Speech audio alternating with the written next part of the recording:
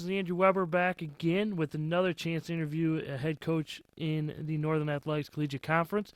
Tonight we have Coach Brian Miller, who is in his 16th season as the head men's basketball coach at MSOE. Currently 240 wins. In his time at MSOE, he is also the director of athletics. He's a former head coach at Lakeland, who's also a member of the NACC, as well as Concordia Chicago. Coach Miller, how are you doing tonight? I'm great. It's good to hear from you, and I don't think I've ever been interviewed by someone that I recruited once. It is crazy to think about that. I was looking through some old things, and I had a letter from you, and I feel like we've been talking basketball ever since. Right. Yeah. It's good. Yeah, it's good to see people and watch them grow like I did with you as a player and then as a coach and now into the media end of things, I guess. It is, man. Things happen different ways and for different reasons, and I've had a lot of respect for you as a coach and things that you've done, and I'm excited to watch you guys again this year and not have to worry about putting together a scouting report trying to figure out MSOE offense and defense. Oh, I appreciate the kind words. So, Coach Miller, you guys opened up with a pretty good weekend. 2 big wins on the road up in Minnesota. How do you feel coming back from there? Yeah, felt really good. We opened with Northwestern, and the UMAC isn't known as a power conference, but Northwestern is a great program. They get in the NCAAs almost every year. In each of the last 2 years, they upset a top 10 team in the country in the first round. They got an excellent coach, Tim Graz, and they just play really good basketball. They're a great motion team. They're hard to guard. And so that was a tough opponent right away out of the giddy up. And, we tried to, upgrade our non-conference schedule a little bit this year. We were at one point 19-2 last year and could not get regionally ranked in the NCAAs because our strength of schedule was low. And we didn't play a great non-conference schedule that year, or some of the good teams that are normally good just didn't have as good a year. So it was good to open with them. And we got lucky as all get out, I will tell you that, because we were kind of dead in the water. We were down 6 with 26 seconds left and scored the last 7 points. With an interesting ending there, huh? It was. It was a 4-point play, and I've been around the game long enough that I've won and lost about every possible way, I thought. But our young man hit a really tough 3 with 3 seconds left.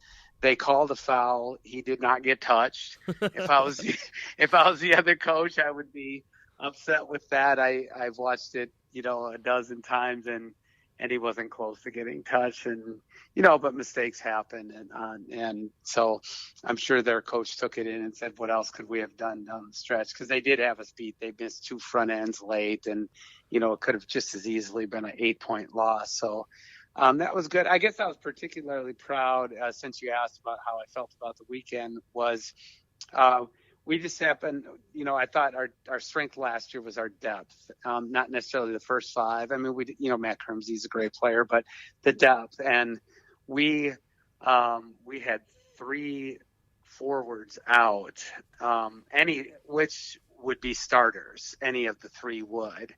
And so we were playing guards in like the 4 spot. And well, that as a Division III coach, you play people out of position. That's Division III. Happens all the time.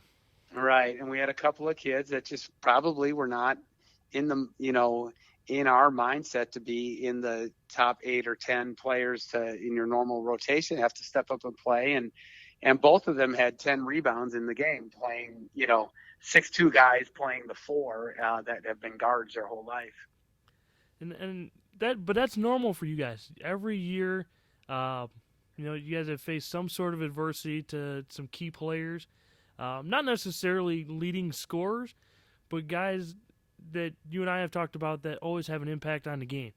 But you and your staff always find a way to get the most out of those guys. Some of those guys, like you said, aren't starters or maybe not even your top rotation, but have stepped up in the absence of some key members over the last couple of years. How have you guys been able to do that? Yeah, I think that's a good question. And I'd love to say that I have the magic formula and I've got some magic coaching juji, but the truth is, I mean, and you mentioned the other two places I was at.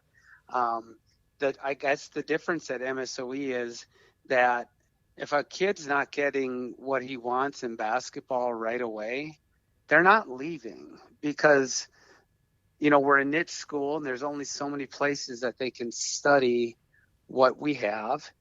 And I think as a result, Andrew, we always end up with experienced guys on the roster. We don't ever completely start over. And even like you said, it's not always a star. You lose a star, you go down a bit, but you don't go down so much if you always have guys who've been in your program 2 and 3 and sometimes 4 years. And that's been the big lifesaver for us. When I started there, we just decided that we're only going to chase kids that absolutely need to go to our school, not kids you're trying to talk into a major we have. We're engineering, we're actuaries, and we have a few business guys, but that's the thing. We get people who belong at our school and then they don't leave. And having been at other schools, where that wasn't the case, sometimes if basketball wasn't going the way they wanted, then they would choose to leave. And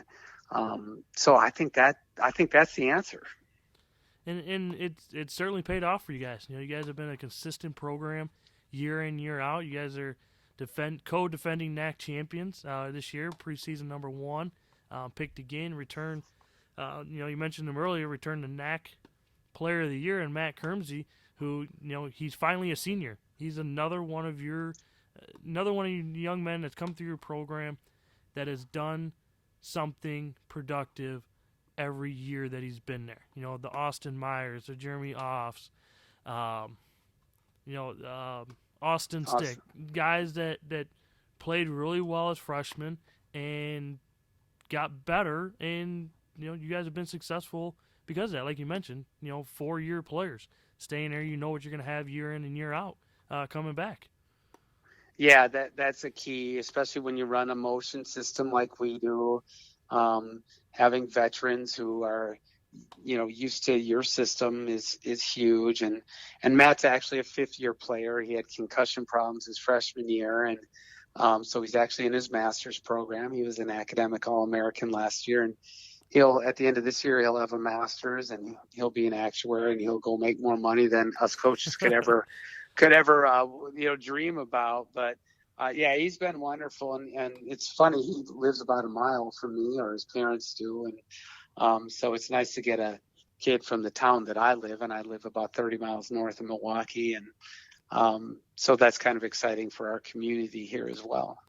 And going back to recruiting, you guys do have a niche. You guys have a little bit of different recruiting niche than everybody else, and you mentioned engineering and the business side of things. What's an MSOE player? What does an MSOE men's basketball player look like? Well, generally, I mean, obviously they're high academic kids to be able to get in our school. And, I always think one of the key things for any young coach is to sort of figure out what you want your program to be about, and what's your philosophy going to be, and what kind of person you're looking for. And so, we talk about high character kids and kids who, exude things like responsibility, collective ego, selfless people who are willing, to give to the cause of the program. And any coach wants that. So there's nothing magical about that. But I just think the kids that we get already have those values instilled in them from home. I mean, they are high academic kids, and they tend to come from really strong backgrounds where they have strong family influence, or maybe strong coaching and teachers who've influenced them. And so they're already good people. You're not trying to, change someone who's had a rough go of it in there. So an MSOE basketball player to me is someone who is completely buys into that the team is bigger than the person, and that they're willing to do anything for the cause. You mentioned some of the former players. I think I've been blessed in the sense that stars like Austin Meyer, who played, I think, right around, your years. Um, he was selfless to a fault. I actually remember telling him that turning down a shot was a form of selfishness, which to a player just sounded like he looked at me like I was just crazy. And I'm like, it was how it was back then. Aurora was so dominant, and Yep. you missed a couple of easy shots against Aurora, and then he started turning some down. I'm like, no, this is Aurora. Like, you better score 40 if we're beating these guys. Like, I don't need you being 3 or 4. I'd rather you be 17 at 41. I wish you um, would have told him to take a couple shots off when I had to play against him. and but it was nice that so many of my stars have been really selfless guys, and then that just sets a tone. If that guy's selfless, who's going to be selfish? And so an MSOE basketball player, I think that's first. And then, someone that something I look for when we're recruiting them is, how do they react to their coaches? How do they react to coaching? How do they react to the fans? How are they on the bench? How is some of that behavior? I mean, it only takes a few minutes to figure out if someone's a good enough ball handler, shooter, Yep. or passer. Then you start looking at their character in there, and and then that helps us decide how much harder we want to go for that person. But yeah, we just tend to get really good kids. I think the major helps with that. And then the other part of it is, in my 15 years, and this being my 16th, our academic profile keeps getting higher and higher. So now kids are finding us. So I think back when you played, all of my guys were from like pretty much Chicago and Wisconsin, and now we have them from all over the country: LA, San Diego, Tucson, Phoenix, middle of Ohio, Spain, and that's been a difference too. So now, there's only so many engineers, is what I used to say when I started there, but now you're getting a bigger pool of people, especially out west, where there's not a ton of Division III leagues and schools. We can find some players that have helped us. Our stars still tend to be from Wisconsin, but finding good program guys, that we've been able to do that from all over the country. And you guys have had a ton of success with stars but also role players that obviously contributed to your guys' success.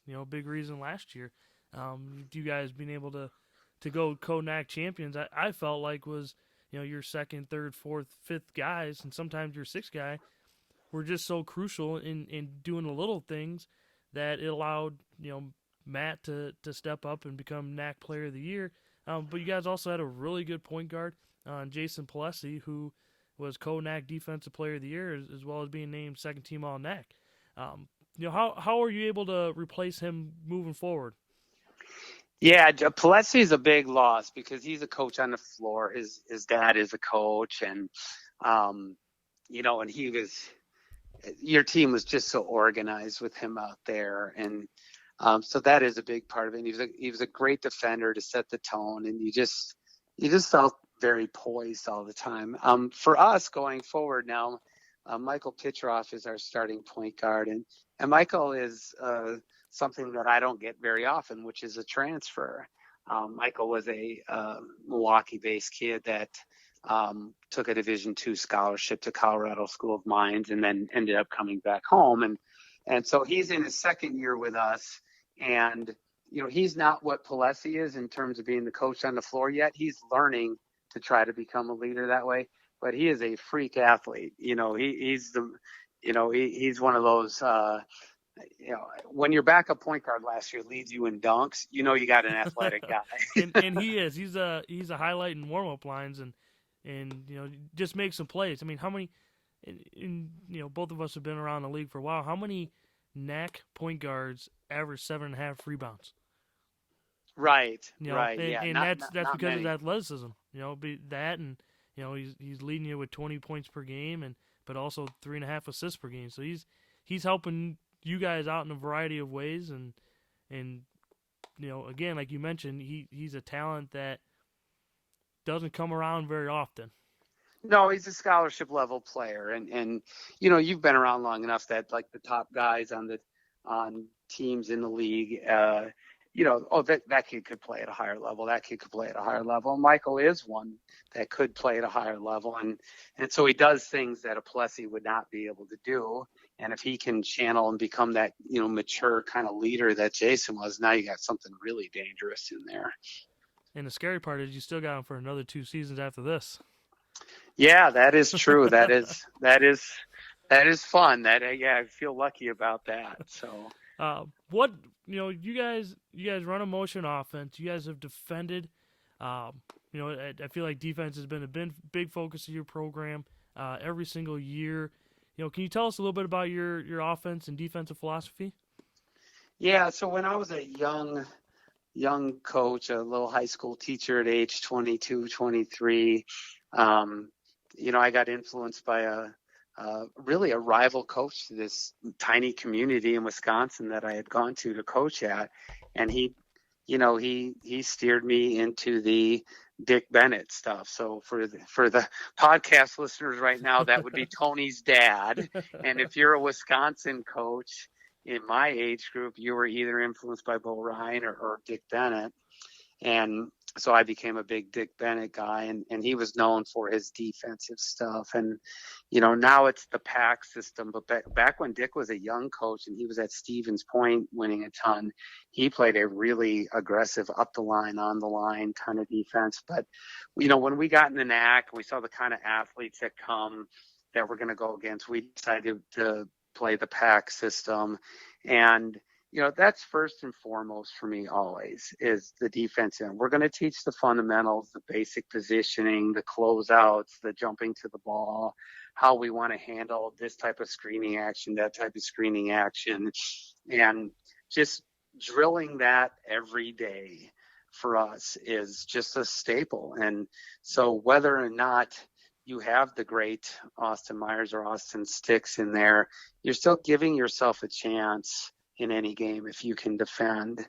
And then, going on to the other side of the ball, it's always going to be a share the ball system. I mean, we're going to work to get good shots. If you ask me, my philosophy is like, we're going to defend and we're going to take good shots. And that makes the game kind of simple. So, with so many people trying so many new things and the dribble drives, and now everybody's into the flow, and there always seems to be a flavor of the month. But I just thought our kids, being intelligent kids, would be really attuned to a good motion system where they get to make reads, they get to make cuts, and there's some base set of where you line up and things, but then they get to make plays off of that. So they move the ball well, they share it, and then they take care of each other on the defensive end, and that leaves you in a pretty good position, I think. And it does. And the one thing that I always got on our guys about when playing you guys was the fact that we were going to have to defend for the entire possession. Not because you guys necessarily wanted to slow it down and make it a low 60s, high 50s type game, but because you guys did a good job of sharing the basketball, working to get your guys' shot by who you wanted to get it by. But then you guys had such great rebounders throughout the years. You guys would get a rebound and you kick it out, and then we'd have to defend for another 25, 26 seconds. And before you know it, there's a little bit over a minute ran off if we didn't rebound the basketball. And again, that's not because you guys are trying to play slow, but because you guys shared the basketball and weren't going to settle for a bad shot with 18, 19 seconds left. You guys are going to work it to get a good shot, even if that meant taking it with 6 seconds left. Yeah, I think you're absolutely right. I think we got a reputation for playing slower, and sometimes in those recruiting battles, people are like, oh, they're going to play slower, and like, no. You saw us last year. We scored 116 against Aurora, and we got over 100 like 3 different times on the year. And if the good shot comes early, we'll take that. But it's interesting what you said there. If you force the opponent to play defense through the whole shot clock, and then you get a rebound, it steals their thunder, and so it wears deflating. the team down. It is, and it's no different than a football team that ends up being on defense the whole game, they get worn down. They're just not going to be able to get the stops. And so I was on our guys hard this weekend because I thought we were just great at that on offense last year. And at halftime of the Northwestern game, we were up, and I was barking at them about we will not sustain a lead playing the way we're playing. We were taking shots way too early. We were doing things in a little bit of an individual manner, just trying to make individual plays early instead of after the ball goes from one side to the other, and you give the defense a chance to break down. And sure enough, it's almost like I talked them into it, because that's what happened. We just kept doing it, and we got down. And, we had some resolve and toughness and fought back in that game. But I think it was a great lesson for us, win or lose there, was that's not the way we can play. And, last year my team was deep enough that we could get it up, get it reversed. We talk about 4 passes, a ball reversal, and a lane touch before a shot. Well, you get, I was just showing them film tonight. You can get that done in about 9 seconds if you get up and get moving on it. Yep. Yep. There's nothing about holding the ball there that makes that little metric hard to get to then. So, yeah. But if we do, and in your time we did, Off and Meyer were just fantastic rebounders, and when you have that and you can get some second, third chances, and more importantly, just wear the other team out on the defensive end, that does get deflating, and that's when you feel you can control a game. And it was battling against those guys and trying to guard those guys and keep them off the glass. It was never easy to do that. You guys... No, but we lost to you too, though. So I remember you guys did a heck of a job yourself. You guys beat us sometimes in your group, and you were a really good player in that kind of stuff too. As a guard, a fantastic rebounder, and that's a weapon too. I was just glad to be surrounded by some good teammates, and they made me look a lot better than I was. What you guys are picked preseason number 1. Return the NACC Player of the Year in Matt Kermsey. What has to happen for you guys to win the NACC again this year? Right now, going into it, I would have just said we need to. We were confident that we could replace point guard play. Like I said, more athleticism, maybe not as much poise there.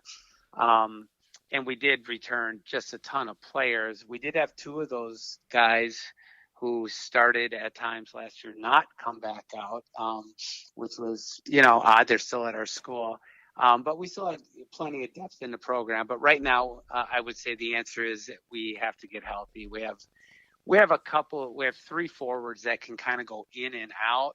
And that can, how that is. That just gives you such an advantage.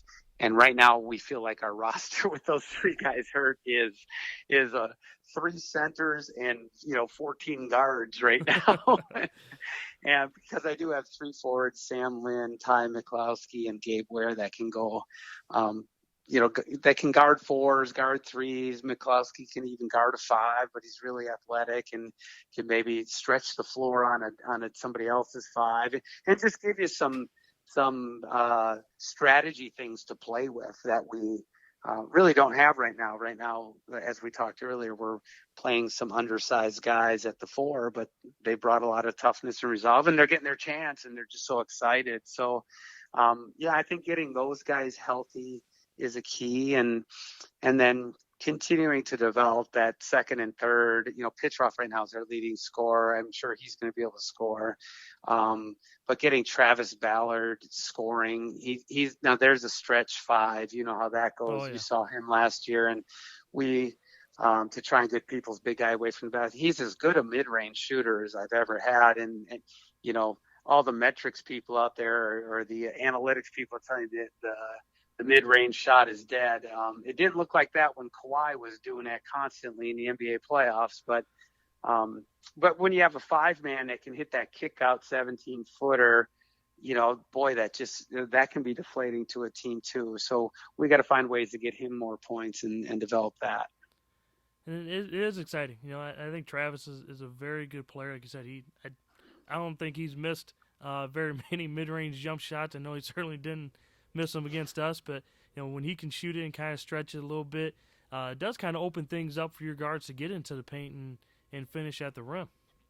Yeah, when we played you as a player, you remember us being a lot of high low and posting of the Jeremy Offs and Austin Myers, and right now, um, we don't have a real, we have size, but we don't have a real go to low post. We're going to pound it in there, 20 times a game kind of guy. So you still got to get your paint points, and by having him as a stretch five, that allows some opportunities for guards to penetrate or maybe even cut and post your guards a little bit. And because you still got to get those, as good a 3-point shooter as Kermsey is, I still think the perfect games for us are when our team's like, 6 of 13 from three and you're getting 30 plus free throws. That seems to me to be when you're controlling the game more than, all right, we made 14 threes in a game, but, the 40 that you took, there's 26 long rebounds that lead to fast breaks. And, that's the other side of it. Definitely, there's always plus and minuses to it, but with your guys' balanced attack, it's going to be tough to stop when nights that you guys got things going. So yeah, and I think depth will be a factor for us too. If we can get into people's depth, I think that'll help us. Perfect. I got one question here for you, Coach, before we wrap it up. I had a chance to put Coach Bunkenberg on the spot a little bit. You've been to MSOE now. This is your 16th season. Who is on the Coach Miller MSOE Mount Rushmore? You mean like overall coaches, or just For like you, at our level? who's on the Mount Rushmore of MSOE players that you've had the Oh, opportunity to coach? oh, okay. The Mount Rushmore of my players. Well, when I first started there, I inherited a point guard named Jeff Mikas, who, as good as a point guard, probably the best point guard I've ever had. He was he was second in the country in steals 3 years in a row, and 1,300 points. He's in the top 10 in points, rebounds, assists, scoring, everything at MSOE. So he's one. Scott Murphy played for us. Scott was my first 4 years at MSOE. A classic stretch four. He could score inside, outside, scored in the 1,400 point range, one of the top 10 rebounders. And then right after that came Jeremy Off and Austin Meyer in back-to-back classes. And, Off was actually behind Scott Murphy for a couple of years, or he'd have done even more. Or if he had had a coach smart enough to play the two of them together even more. But then, Austin Myers is just the biggest winner. He just finds a way. The great, one of the two best, him and Jeff Mikas, the two best defenders I've ever had. And Meyer could rebound and really had to learn to score when he got to college. He played with a couple of Division I guys in high school and became a great scorer and winner. And then you get into Austin Stick, and Austin Stick's one of those guys. I don't feel like I got him better. I just enjoyed watching him because he could just score in so many ways. And his senior year, when we beat Aurora to get to the tournament championship game, he went for 42, 10 of 12 from three. I mean, it was just at a level you don't see.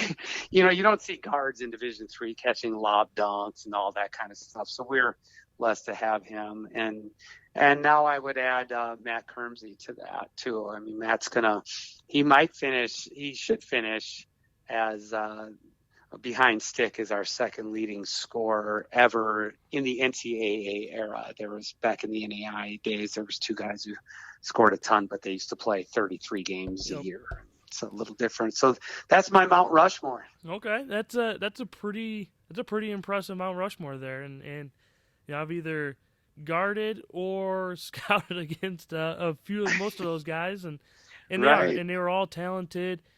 They were all key contributors. But what they also were is they're also great representatives of your program. None of them were trying to make it bigger than the program or be about themselves. They were always humble, and especially guys like Austin Meyer and Austin Stick.